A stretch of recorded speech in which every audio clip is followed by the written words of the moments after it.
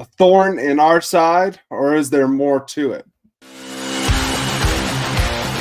goes Davis. Oh, my God. Davis is going running all the way back.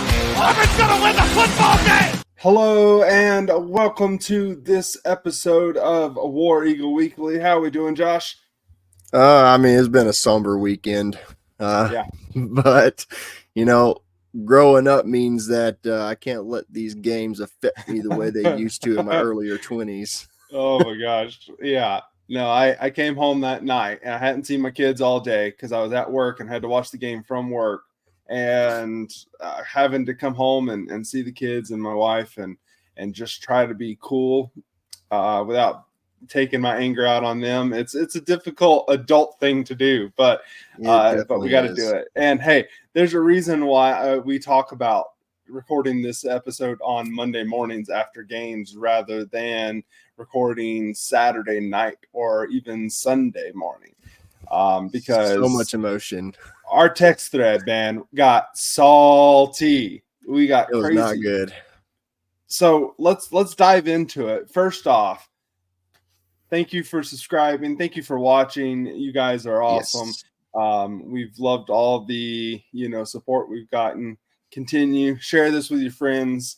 We're going to keep on doing these videos even through the tough times. And we're going to hopefully be a voice for you as well as a voice for ourselves and help us work through some of this anger. Because as an Auburn fan, man, you got to have that. It ain't easy. It ain't easy being an Auburn fan at all. Yeah. So it wasn't good, Josh.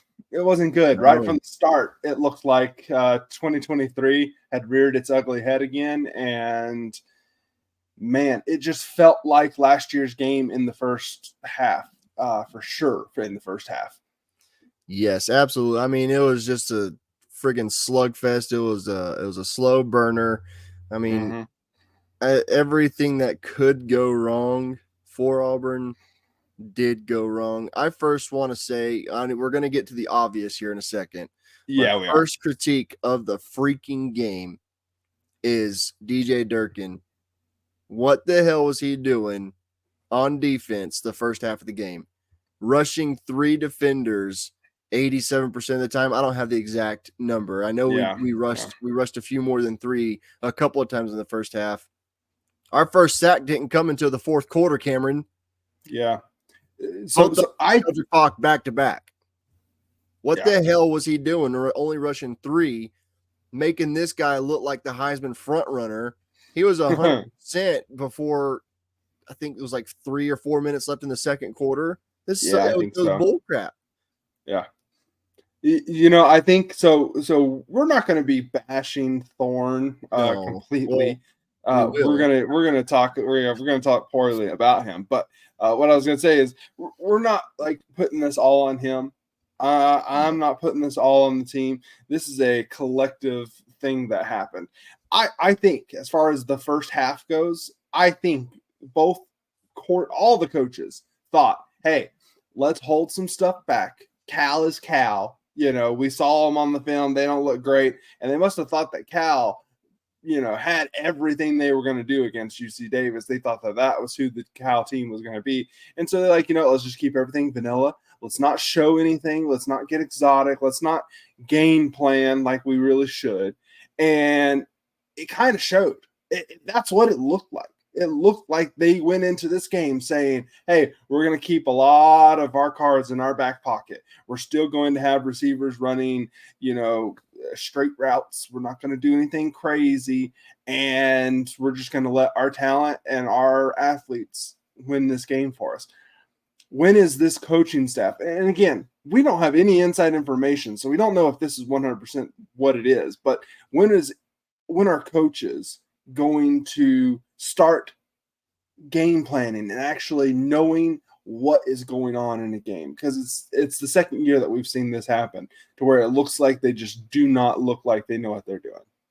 I don't know the answer to that. And I'm hoping this game has brought everybody involved with the Auburn athletic department, special football program, back down to earth and showed them that, adjustments have to be made on the fly. It can't be a quarter by quarter thing. It can't be a half by half thing. It has to be a down by down, series by series thing where things have to be adjusted. I mean, it seems like, I don't fault them for wanting to show the college football world that Auburn can pass the ball.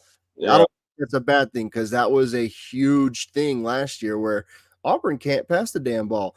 They showed in week 1 that we could pass the ball. Our receivers are getting open. They are creating separation, but it seems like either Peyton Thorne is not reading defenses correctly, which I don't think he does, or he just has his mind made up pre-snap of who he's going to throw the ball to, and he just lobs it downfield.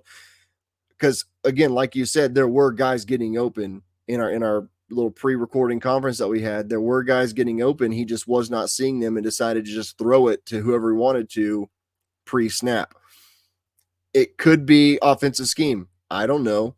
It could be that Thorne is just incompetent. I don't know. But things have to be adjusted on the friggin' fly, and that didn't happen this past weekend. No, you're exactly right. That's exactly what needs to happen. They need to make adjustments on the fly. I'm ready to talk about Peyton Thorne because we've been skirting around it enough at this point. We talked about it during the game. I was texting you. This dude is missing wide open players.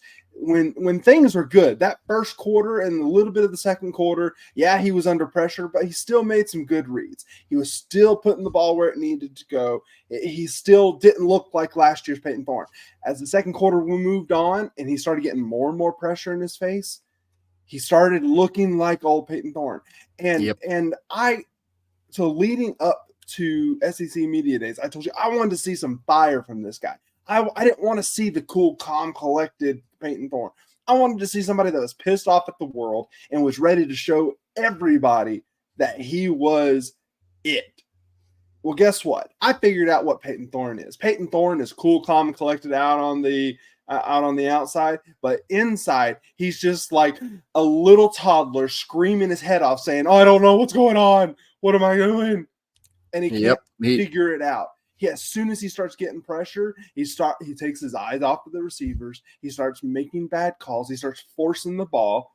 He starts running around like a chicken with his head cut off. Give Bo Nix all the credit in the world for when he started running around. He at least was looking downfield to still make a throw.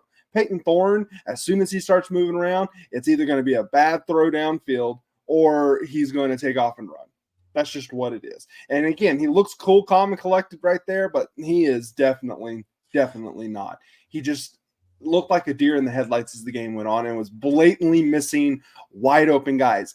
And I'm going to give you a second to talk, and then we'll keep on going. We'll keep stacking. Yeah, I mean, I don't mind Peyton Thorne pulling the ball down and taking off with it, especially when the receivers are covered. Yeah. But that deep route to Cam Coleman at the end of the game, he had a wide open KLS 15 yards down the middle. There was no one else around him. That would have been a huge gain. I wish – I can't believe I'm saying this. I wish we saw more screens in the game because I think we had 2 or 3 screens the entire game. One went to Jarquez. He fumbled it. The other one I know for sure went to Malcolm Simmons in the fourth quarter. He took it down 12 yards down the field, got some positive yardage, and then Peyton Thorne threw the interception. But I do not understand why we abandoned the rush game so early in the game. So early. Jarquez Hunter, he had 12 carries. 12. That's not okay. He was averaging 5.7 yards a rush. Get out. Yeah. And see, the thing is I'm a big believer. Guys, I'm not a coach. I'm sitting here critiquing. I'm an armchair quarterback more than the next guy. I can promise you that. But I'm sitting here thinking, and in my experience of watching football all these years, when you were getting out physical, because in the first half we were getting out physical, okay? Yes. You sit there and you say, okay, well, how can we show them that we are the more physical team? You run the ball down their throat, Josh. That's how you do it. You line up, set the pass up. Line up. You tell Jeremiah Wright to go rip somebody's head off and bust a big run. And you know what? They had it in them. We saw it. There was moments where we looked dominant on the ground game. It's just the coaching staff wanted to get the ball through the air. They wanted to show everybody, hey, Peyton Thorne is awesome. Well, guess what, guys? He's not awesome. In practice, he might look like the best quarterback we've ever had. In practice or against Alabama and A&M, he looks fantastic. He still didn't have a great completion percentage in that game. Really That's something we didn't talk about, and that was something that we should have really paid attention more to. But the thing is Peyton Thorne is just not making the right reads when the lights are on. He is not a gamer. He is not somebody that is making the plays. But again, like you pointed out, the coaches needed to do better as far as game planning, because start running the ball when you realize, okay, you know what? This clock management thing is not going our way. Okay, we're not getting the ball down the field like we want to. And speaking of which, there just wasn't great play design on the routes. It just constantly seemed like we were trying to get something downfield, and Peyton Thorne wasn't making the right read because he didn't have enough time, or he wasn't throwing guys open. They talk about it all the time for NFL games and for your good top end talent in college football. Good quarterbacks throw guys open. Good quarterbacks throw to where the guy is. Peyton Thorne is waiting until he sees the guy get open. He looks like me on NCAA 25 when I'm just like, I don't know if that guy is going to get this ball. I'm not throwing it. And so I'm just kind of like holding off, and I'm going to wait until he's open. And he's like, oh, he's open. So I throw it, and then all of a sudden, here comes a linebacker off of the left side of the screen going to take my ball. That's what Peyton Thorne is doing. He's waiting until guys are getting open. And in this level of competition, even against Cal, they're a Power 5 team. You're just not going to be able to do that. You know, and I was actually going to make the same comparison. No offense to you, Cameron. I'm not going to lie. He really does look like he's been playing too much NCAA football on the Xbox and just wanting the house call every single pass. Yeah. I mean, again, it really does go back to the coaching decisions and the play calling decisions, because there was not enough variety on these wide receiver routes. We had 2 go routes at all times, and one underneath and then one over the middle. We had guys open on the underneath, had guys open over the middle. He wanted the house call every single pass, and it was infuriating. And again, Saturday night, I was the biggest Peyton Thorne hater on the face of the earth in the universe. And, you know, the weekend has helped me calm down and realize it's not just all on Peyton Thorne. The bad decisions are 100% on Peyton Thorne. The play calling was atrocious, absolutely atrocious. And it just goes back, it comes back down to making adjustments, which did not happen. And the offensive line didn't look great either. They really didn't, and I was also going to think they weren't reminding me on this. Yeah, they weren't the best, but they also were not the worst. Peyton Thorne was holding onto the ball 1 to 3 seconds too long. Yes, and if he was making the right decisions, he wouldn't have had nearly as many sacks as he did. I think he got sacked 4 times in the game, 4 or 5 times. Yeah.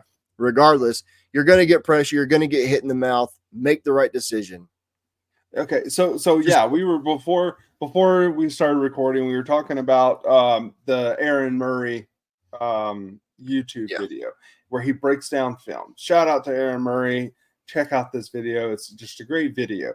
But the thing is and hate Aaron Murray all you want since he was a Georgia quarterback, but the dude played a long time in the SEC and looked like a top end 11 years, quarterback.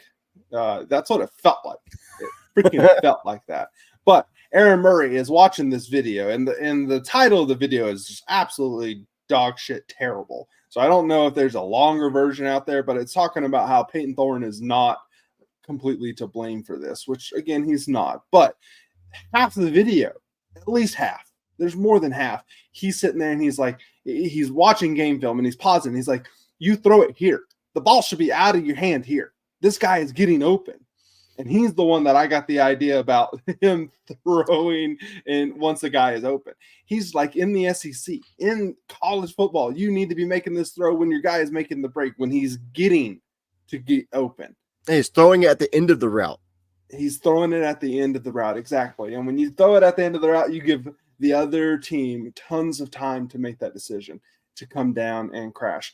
There was plenty of times. But again, the coaches have got to do better. But Peyton Thorne has got to get the ball out. He gets the ball out. We're getting 2 or 3 yards. Tom Brady made a Hall of Fame GOAT career by doing checkdowns. And by deflating throwing 2 yards down the field. Yes. Okay. There were underneath routes. There were moments when the short guy, when the 5-yard gain would have been a 15-yard gain had he gotten the ball to the guy on the run. Peyton Thorne doesn't do that. Peyton Thorne is not a good decision maker. Peyton Thorne, when things start going bad, they start to snowball and get worse and worse and worse as the game goes on. As we saw in pressure situation, he makes the worst decisions. Peyton Thorne is not the answer. I hope he proves me wrong. I hope the coaches, if they're going to keep him in, which I don't want them to. I've been a proponent of starting the baby goat from the very beginning. I really have. I've shifted. I started buying into the hype that everyone was saying. Peyton Thorne's not the same quarterback. He looks a lot better. Thank you, Mike G. Everybody's calling this guy. Well, he sure as shit looks like the same quarterback that we've grown accustomed to, and it's really infuriating. To be honest, I would not be surprised if Hugh Freeze gave him the nod for the New Mexico game. It would not surprise me, but I also would not be surprised if that was the rest of the season deciding factor in the quarterback battle.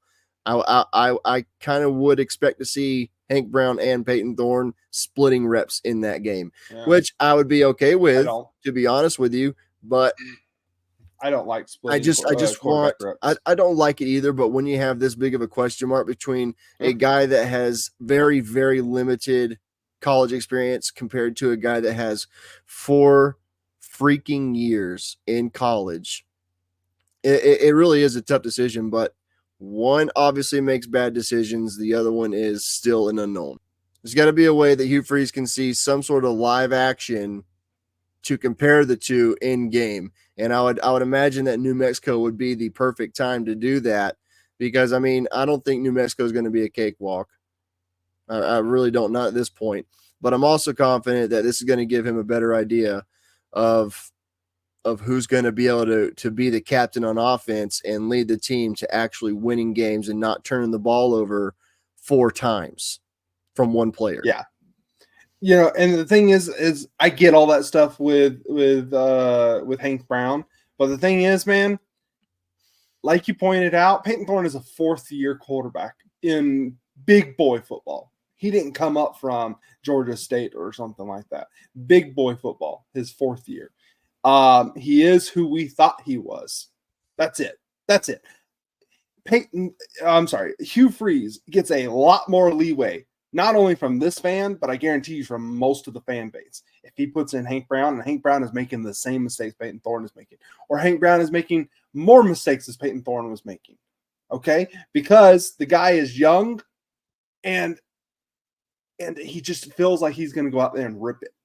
Looks like he isn't. The times that he has gotten in, he hasn't been holding on to the ball trying to make the perfect throw. No. He is throwing guys open. He is saying, he's looking up there and he's like, Sam Jackson and Bryce Kane look a little covered over here. I know I got a free play. I'm just going to throw it up there. And yeah, it's completely different. It's a free play. I get that. But he just let it fly. And he knew from the very beginning where he was going with that ball and he was going to let it fly. And the thing is, I would be totally okay if Hank Brown went out there and threw 4 interceptions against Cal, and that was the reason why we lost. Because I feel like we're getting valuable. Now, granted, not okay in the sense that I'm okay with us losing, but I would be more okay with a young quarterback making mistakes versus the guy that gives us the best chance of winning, Peyton Thorne, which I just don't buy it. There's just no way. Again, in practice, maybe. He knows he can't get hit. in practice. And at times he looked like he was afraid to get hit versus Cal. I mean, his best throw of the game, though, did come in the face of pressure to Cam Coleman down the field that set up our first touchdown. It really did. It did come in the face of pressure, and it was a beautiful throw. It was the correct read because he was wide open. The safety was nowhere near to help the defender that was 5 yards behind Cam Coleman. But like you said, Hank Brown, he goes through his progressions. He reads the defense. He knows he has a good idea of what's going to be coming to him before the ball is snapped. And so, I mean, he makes a calculated decision before the ball is snapped. Peyton Thorne's like, yeah, I'm throwing to him. I'm throwing to number 8. Yeah. It's just, and I mean, even before the season started, every single person that ever spoke on the Auburn quarterbacks, even the players, the coaches, everybody said that Hank Brown is not afraid to throw the ball where he feels is the best decision to throw the ball. Peyton Thorne, he's not afraid to throw the ball. He's just going to throw it in the air and see who comes down with it. That's the difference. And you made a very astute observation. Yeah, he stood in pressure and got lit when he threw that ball to Cam Coleman. But guess what? That was the beginning of the snowball. If that same instance happens in the third quarter, Peyton Thorne is running for his life rather than standing in the pocket taking the hit. I guarantee it. I guarantee it. Now, to be fair, we've been critical about the coaches and what the defense did. The defensive backs, something is off with the defensive backs, with Keontae Scott and with Kayan Lee. They just don't seem to be making the plays that they should on the ball. They need to get their head around. That's been a problem at Auburn for a long time. We had a lot of years where that wasn't a problem, but it's a little bit of a problem. Those are things that you're going to have to live with. To be fair, though, outside of the pass rush, outside of the fact that Cal's quarterback was perfect in the game for most of the first half, they scored 14 points in the first half. Okay. And that was on short fields. That was on turnover balls. That was on a quarterback that was playing the best game of his life. He really did. And they only scored 14 points. Okay. I don't know what more I can ask for at that point. So yeah, we're being critical because again, we're armchair quarterbacks. We're being critical and we think, hey, bring some pressure, show more. And hopefully our defensive line is able to let their athleticism show as the season goes on and they get better and better and better. But they still had 14 points at half and we held them to 14 points for most of the second half. That defense put our offense in pretty good spots. Now, granted, there were some times where it didn't because Cal's punter was having also the game of his life, pinning us down inside the 3-yard line. What, 4 times in this game? It was a lot. You actually brought up my next 2 points, actually. Go for it. I can't remember if I texted it to our group chat or I posted it on X. I can't remember. But I did say somewhere that Auburn's defense is going to be our saving grace again in 2024. Like you said, we held them to 14 points the entire first half. And honestly, we probably wouldn't have let them score again in the second half if Jarquez Hunter didn't fumble the ball whenever the play was dead, but he still wanted to stiff arm folks while he had 2 guys wrapped around his ankles. The ball should have been called dead. We're always going to be critical of the rest, but regardless, our defense did an outstanding job at bending but not breaking. I don't really care about the turnover difference. I do, obviously, but the fact that we didn't get any turnovers on defense, it didn't really matter in the grand scheme of things. Kayan Lee getting that interception would have tied the ball game because that was going to be the easiest interception and touchdown of his life. But again, they didn't score. They scored 1 touchdown in the entire second half. So did we. But our defense put us in the best possible situations that they could. But that punter, he punted 7. We forced him to punt 7 times, which is crazy. That's really good in my opinion. But he also had 326 punting yards. Freaking nuts. He had 4 punts inside the 20 and 3 touchbacks. But it was insane. But it was a crap game. Our defense did what they needed to do. Our offense just came up severely short. And honestly, I don't know if there's more that we can talk about. We could keep going. We're into this one a lot longer than we have been recently. But on that bombshell of a game, Josh, and where we lose, War Eagle. See you next week.